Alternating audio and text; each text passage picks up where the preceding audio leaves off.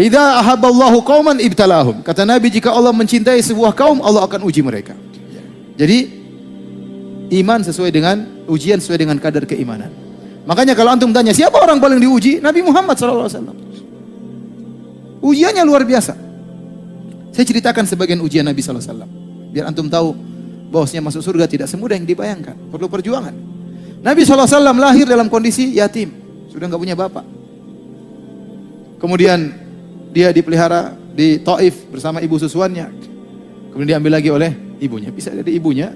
Kemudian baru tinggal sama ibunya, ya, sampai dia berumur 6 tahun. Waktu dia umur 6 tahun, ya lagi sayang-sayangnya kepada ibunya. Dia baru bertemu dengan ibunya 2 tahun, karena dia tinggal di Taif sampai 4 tahun. Rasulullah SAW 2 tahun mau diambil sama ibunya, Halimah Sa'diyah melarang, jangan. Karena waktu Nabi bersama dia banyak keberkahan. Akhirnya ditahan sampai 4 tahun. Setelah 4 tahun baru diambil oleh ibunya. Kemudian ditinggal bersama ibunya. Lagi dia sayang-sayang sama ibunya. Suatu hari ibunya pergi ke kota Madinah, mengunjungi kerabatnya.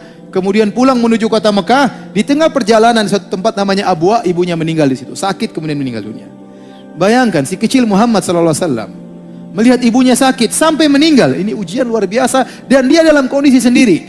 Ibunya tidak meninggal di Madinah tempat kerabatnya, atau tidak meninggal di Mekah tempat om-omnya. Seandainya meninggal di Mekah, tentu omnya akan datang, om-omnya akan datang memeluk dia. Seandainya meninggal di Madinah, mungkin kerabatnya akan datang. Lagi safar di tengah perjalanan meninggal dunia. Abwa, umur 6 tahun, lihat ibunya sakit sampai meninggal, tidak ada keluarga sama sekali. Bayangkan bagaimana beratnya ujian Rasulullah SAW. Kemudian Rasulullah SAW tinggal bersama kakeknya sampai 8 tahun, kemudian tinggal bersama pamannya Abu Talib. Abu Talib seorang yang miskin. Sehingga Nabi SAW di antara kegiatannya menggembalakan kambing, membantu pamannya. Masih kecil Nabi kerja menggembalakan kambing, kambing milik orang, dapat kororit, sedikit upah untuk dia bantu pamannya. Kemudian akhirnya Rasulullah SAW pada usia 25 tahun menikah dengan seorang wanita, Khadijah radhiyallahu taala anha. Kemudian Nabi tinggal bersama Khadijah selama 25 tahun. Betapa cintanya Nabi kepada Khadijah sampai Nabi berkata, "Inni qad ruziktu hubbaha." Aku telah dianugerahi oleh Allah mencintai Khadijah. Kenapa Nabi begitu cinta sama Khadijah? Karena Khadijah wanita sangat soleha, istri sangat soleha. 25 tahun tidak pernah angkat suara di hadapan Nabi SAW. Luar biasa, 25 tahun tidak pernah angkat suaranya. Selalu sayang kepada Nabi. Teman curhat Nabi. Nabi di luar dimaki-maki sama orang musyrikin, dituduh orang gila, dituduh penyihir, dituduh dukun, dituduh majnun, dituduh macam-macam pembohong. Padahal Nabi dari, kalau kita katakan dari nasab yang sangat tinggi, tetapi dituduh dengan tuduhan tidak. Dia butuh teman curhat. Di mana? Di rumahnya Khadijah radhiyallahu taala anha. Ini Nabi sangat cinta kepada Khadijah. Bagaimana patuhnya Khadijah waktu Nabi SAW pertama kali dapat wahyu. Nabi SAW tiba-tiba hubiba ilaihi al-khala. Rasulullah SAW ingin bersendirian. Maka dia minta izin sama istrinya, ingin berkhalwat pergi ke Gua Hira, minta bekal. Istrinya enggak tanya macam-macam. Enggak, dia bikinkan bekal, dia kasih sama Nabi SAW, Nabi pergi. Bayangkan. Nabi naik sampai di atas. Nabi berdiam sana berhari-hari, bekal habis, Nabi pulang lagi. Minta bekal lagi. Khadijah bikin lagi, subhanallah. Selamat jalan suamiku. Pergi lagi, bekal habis, pulang lagi, minta kasih lagi. Enggak protes. Enggak protes. Subhanallah. Ya. Kemudian sampai akhirnya Nabi di Gua Hira. Kemudian malaikat Jibril datang memeluknya, melepasnya meluknya. Nabi ketakutan. Sampai Nabi gemetar. Nabi pulang dari gunung ketakutan ketemu istrinya. Nabi berkata langsung, "Zammiluni, zammiluni, selimuti aku, wahai istriku." Khadijah juga tidak banyak ngomong, langsung ambil selimut. Subhanallah. Setelah Nabi tenang, baru Nabi ngomong sendiri. Laqad khasyitu ala nafsi. Teman curhatnya, tempat curhatnya. Aku khawatir suatu keburukan menimpa pada diriku. Apa Khadijah? Kata Khadijah menenangkan suaminya. Kallafallahu abshir la yukhzikallahu abada. Demi Allah, sekali-sekali Allah tidak akan menghinakan engkau wahai suami. Subhanallah. Menenangkan apa? Hati suaminya. Ini saya ingin menggambarkan bagaimana cintanya Nabi kepada Khadijah. Di saat-saat dia lagi diintimidasi oleh orang musyrikin. Sekitar 3 tahun sebelum hijrah. Itu puncak-puncaknya. Kaum musyrikin mengintimidasi Nabi SAW. Keras terhadap sahabat. Di saat puncak-puncaknya Nabi sedang dalam kesulitan, istri yang dia cintai meninggal dunia. Bayangkan. Bagaimana Nabi begitu sedih. Sampai para ulama menamakan tahun tersebut dengan tahun kesedihan.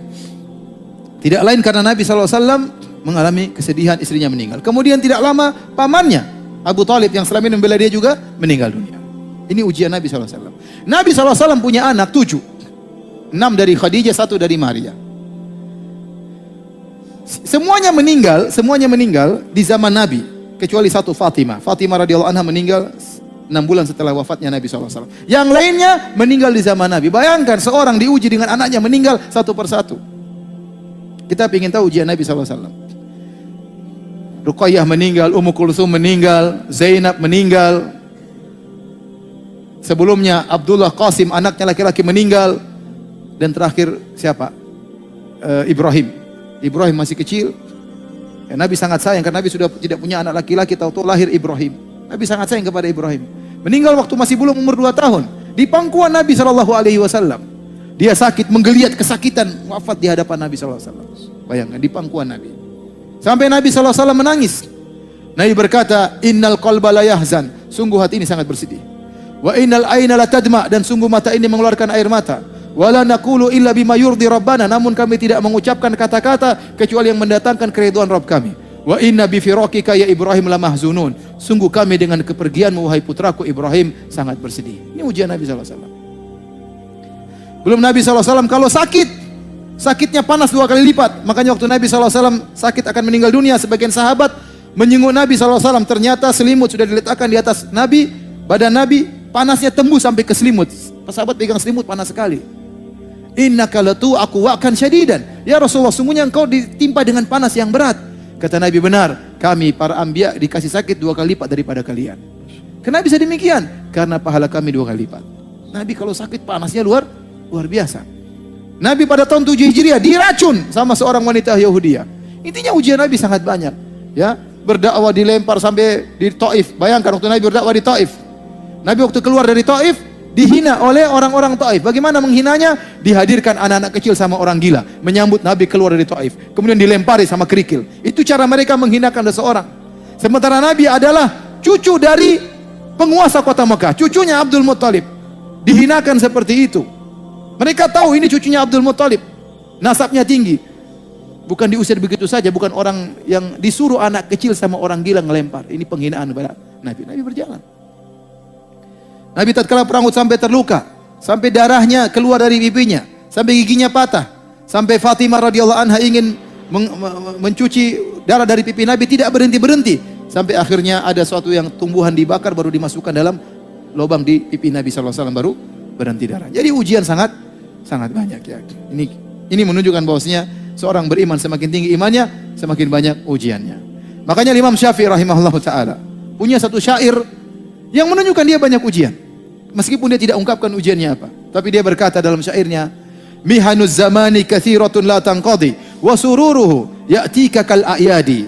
Sungguhnya ujian kehidupan zaman ini datang begitu banyak silih berganti, tidak berhenti-berhenti. Adapun kesenangan datang sesekali seperti hari raya. Hari raya cuma sekali-sekali. Ini menunjukkan Imam Syafi'i diuji dengan ujian yang sangat banyak. Rahimahullahu taala.